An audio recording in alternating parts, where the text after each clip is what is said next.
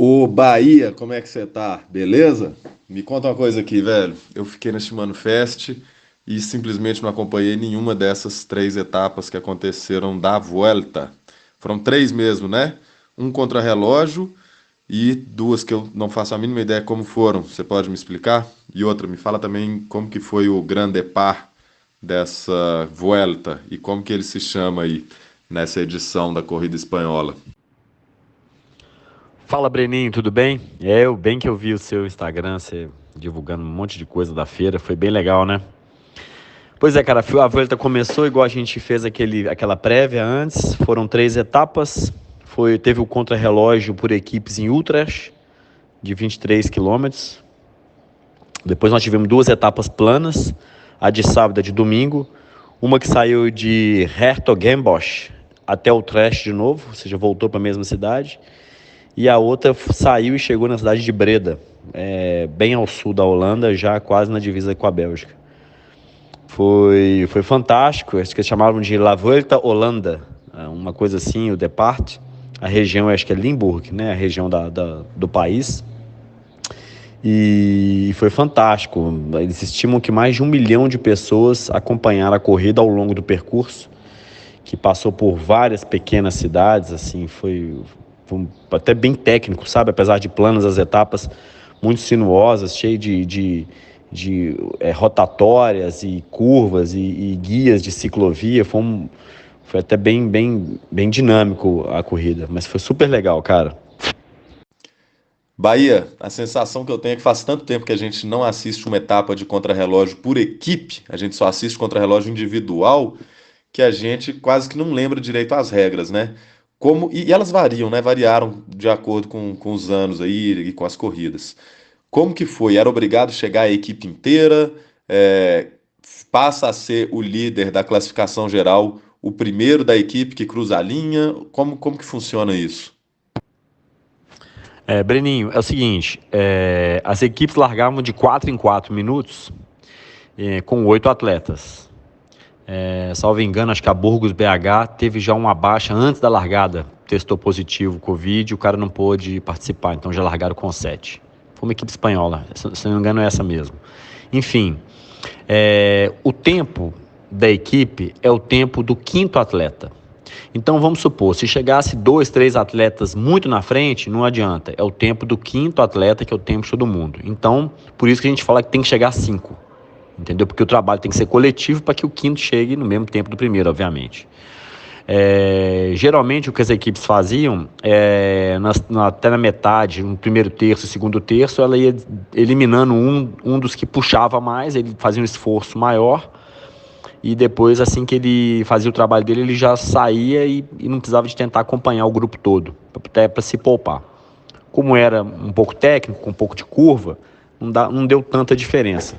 Porém, acho que a única equipe que terminou inteirinha com os 8 atletas foi a própria Jumbo, que ganhou, que além ser um time mais homogêneo, com todo mundo muito forte para contra-relógio, estava correndo em casa, então tinha toda uma motivação adicional. Então eram 5 primeiros que contavam como classificação, e o Robert Gessink, o holandês da Jumbo, ele passou na frente no finalzinho do Roglic. É um cara que corre na equipe desde a época de Rabobank. Então, que essa equipe chamava Rabobank, depois correu um ano com a camisa branca, meio que sem patrocínio. Depois correu virou Belkin, verde, e agora ele é Jumbo. Agora não, ele é Jumbo já há alguns anos. E o Gessen, que é antigo dessa equipe, e aí a equipe resolveu homenageá-lo, deixando ele largar de vermelho na segunda etapa. Ah, que maneiro, hein? É legal isso, porque eles chegam meio que juntos, né? É o mesmo tempo, né? Então não disputam a camisa vermelha em hipótese nenhuma, né? E principalmente mesma equipe. E aí, como é que sucedeu nas outras duas etapas? Foram etapas planas, né? Tudo na Holanda é etapa plana, né, Bahia? Não tem jeito. Já teve outros Grand Depart lá, todas as corridas que tem lá, é tudo coisa plana, né? O Países Baixos não pode ter nenhum ponto alto, né, cara? Piadinha. Tem a Amstel Gold Race, tem a volta ali em Limburger, tem uma subida na parte sul, assim, que chamam de Valkenburg. Inclusive, acho que já teve um campeonato mundial lá. Teve, com certeza, eu lembro que o Felipe Gilbert foi campeão. É uma subida mais rolada, assim, né? Punch, mas nada demais, obviamente. Cara, as etapas planas, elas foram bem tensas, porque ventava muito, né? Lá venta muito, né, cara? Tava quente, de verdade. Igual eu expliquei, todos os percursos, eu acho que a ASO, eu escutei o Johan Brunil falando, acho que a ASO, né, que é a organizadora da Vuelta, é a mesma do Tour de France, né? Ela ganhou coisa de 10 milhões ou 12 milhões de euros das comunidades, das cidades, né, dos municípios, para poder levar essa largada para lá, sabe, na Holanda.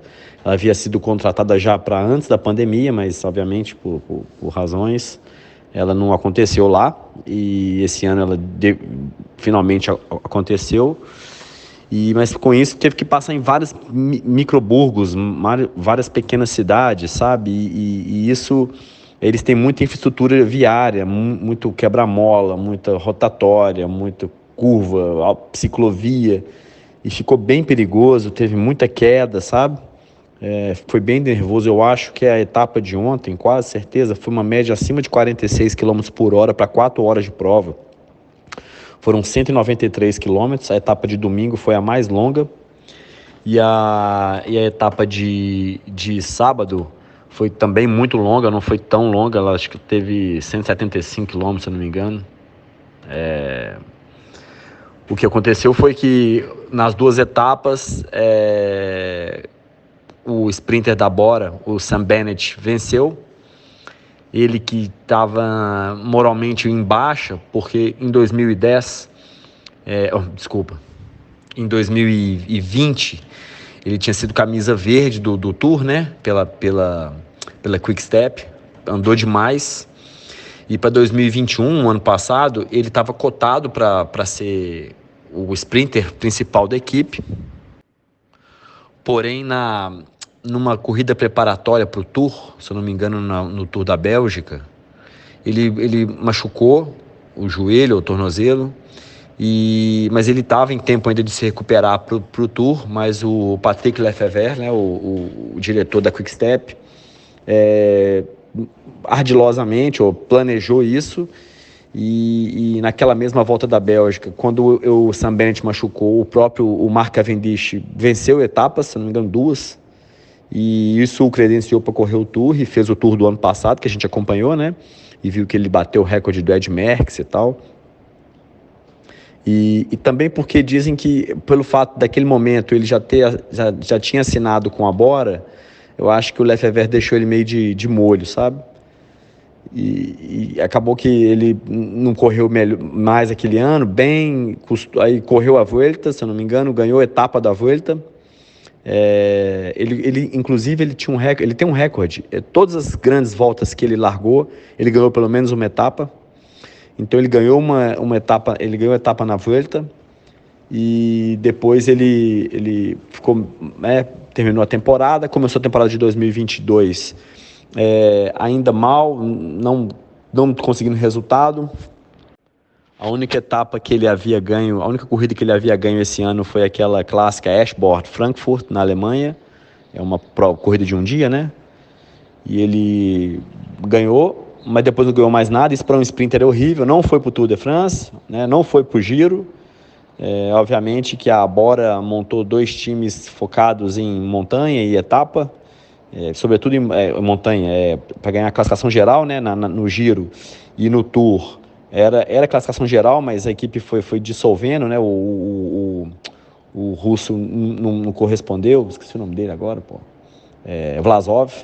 O Vlasov não correspondeu, enfim, a equipe não conseguiu render o que esperava, e realmente não foi um tour muito bom para Bora. E agora para a Vuelta ele veio e conseguiu já a redenção e a sua confirmação, batendo 2 etapas de sprint, o que é muito bom para ele, muito bom para o esporte, muito bom a gente ter um sprinter de novo vencedor, assim, alinhado. Isso dá um peso danado para o evento.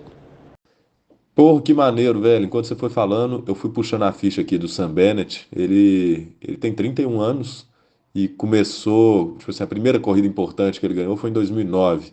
Primeira corrida que aparece aqui no Wikipedia, né, da ficha do cara. Então, é um ciclista maduro já, né, Bahia? Que isso, Bahia, 10 milhões de euros, a gente já pega um patamar do tanto que o negócio, o tanto que o esporte é gigantesco, né, velho? É muito grande. Aqui quando a gente conversa de corridas brasileiras, né?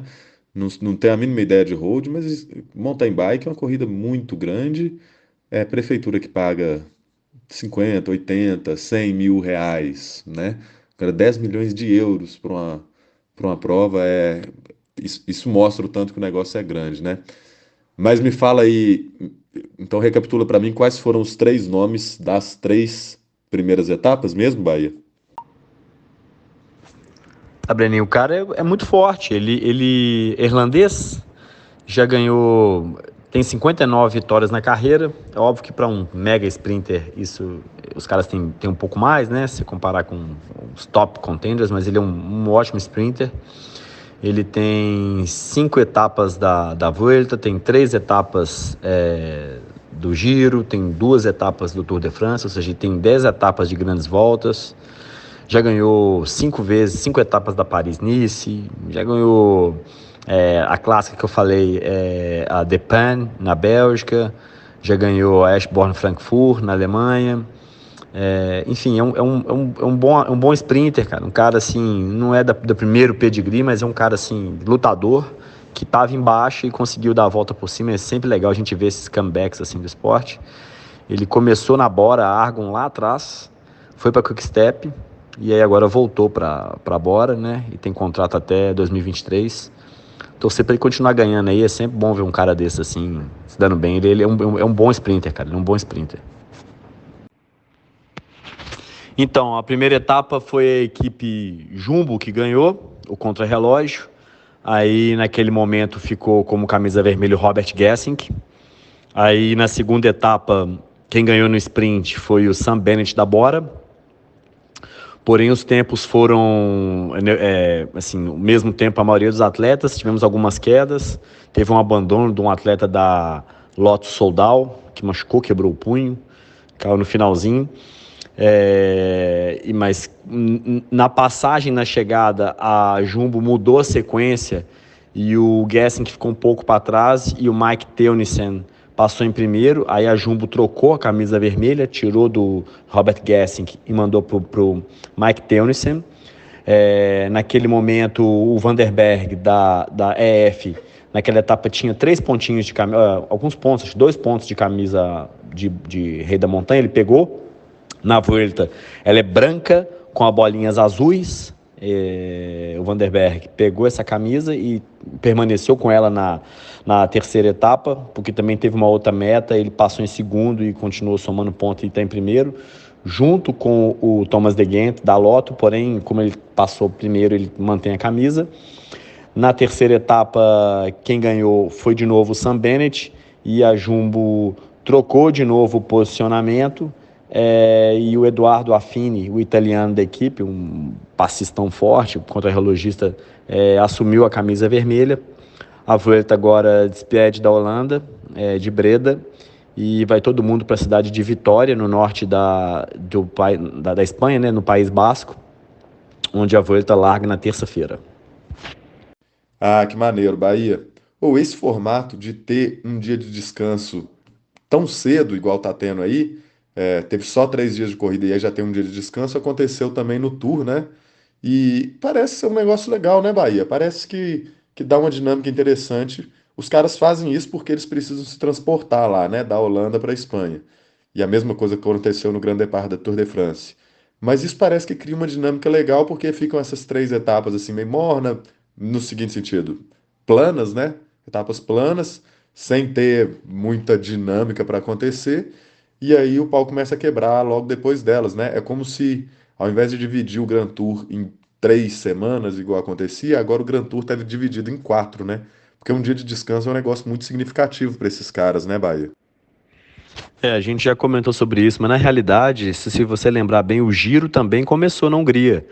Teve o contrarrelógio, que o Yates andou bem, o Van der Poel ganhou, acho que ficou bem, enfim, também, ganhou o sprint, foi com a camisa rosa para a Itália, e aí ele continuou dentro da Itália e acabou perdendo a camisa rosa, mas isso tem acontecido porque as largadas em outros países, elas dão uma maior visibilidade, dimensão e também renda, né? Você vê que 10 milhões, 12 milhões de euros para 3 etapas, então para a organização da Vuelta vale muito a pena, entendeu? A ASO dá risada com isso. E os caras oferecem toda a infraestrutura logística, são países que têm muitos aeroportos espalhados, as equipes, a maioria delas deixou os carros na Holanda para poder fazer uma corrida na Bélgica, na Alemanha, que vai ter agora de etapas, e tem todo o restante dos veículos já lá disponíveis lá embaixo, né, na Espanha. Só os ônibus, né, que o staff vai dirigir, são 1.300, 1.400 quilômetros, o que não é nada demais, se for pensar, entendeu? Então os atletas já pegaram os voos imediatamente depois da etapa de ontem. Tinha aviões já disponíveis para as equipes, então foi todo um esquema montado para que isso acontecesse. Eu acho que populariza, diversifica, integra, vende mais a imagem, entendeu?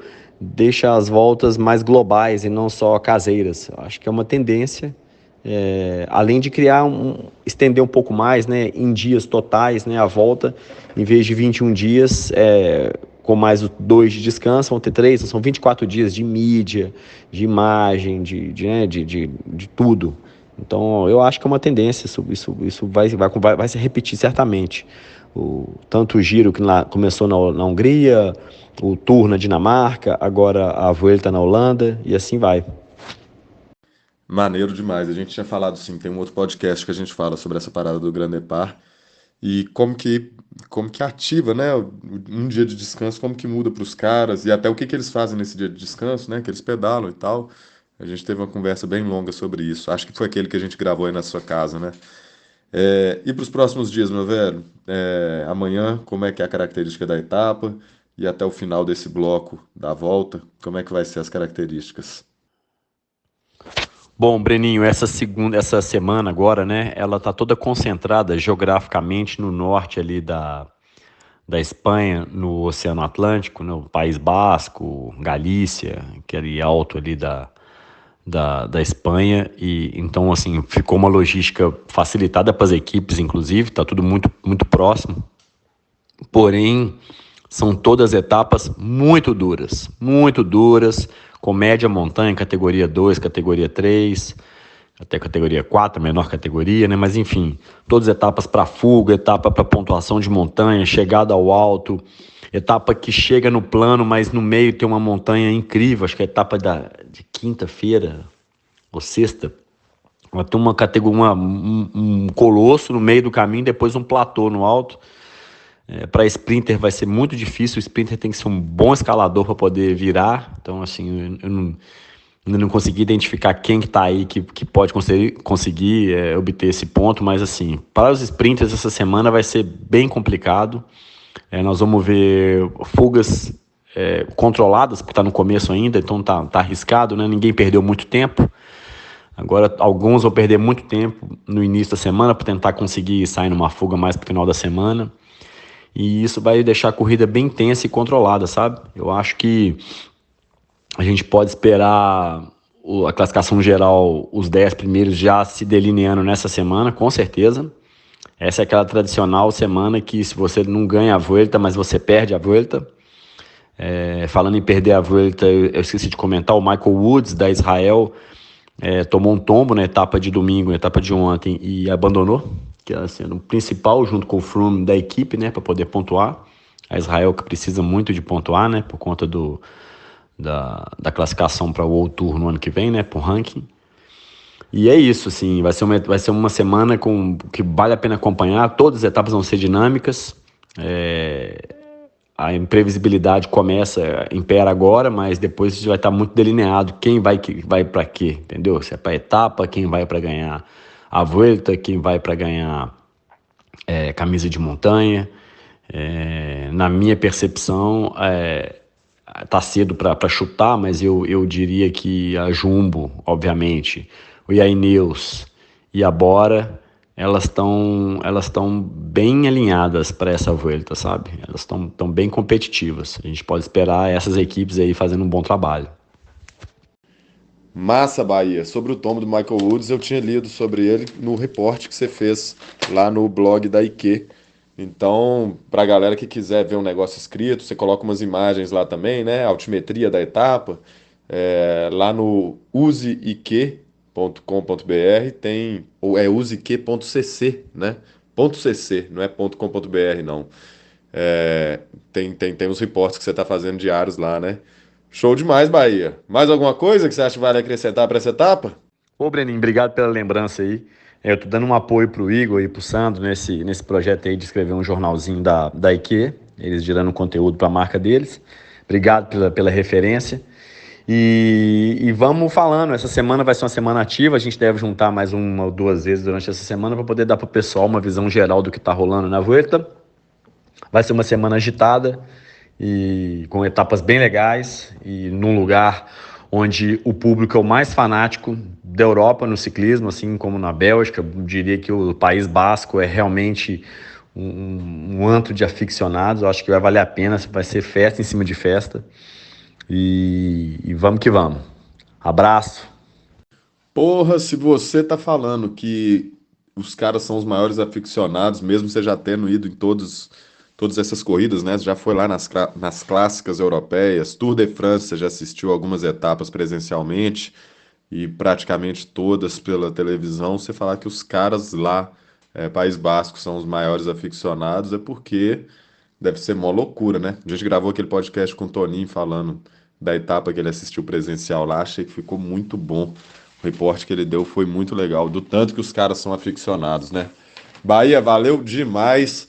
Boa etapa amanhã, vou tentar assistir ela e aí a gente se fala para gravar mais resumos do que está acontecendo por aí. Brigadão demais, grande abraço.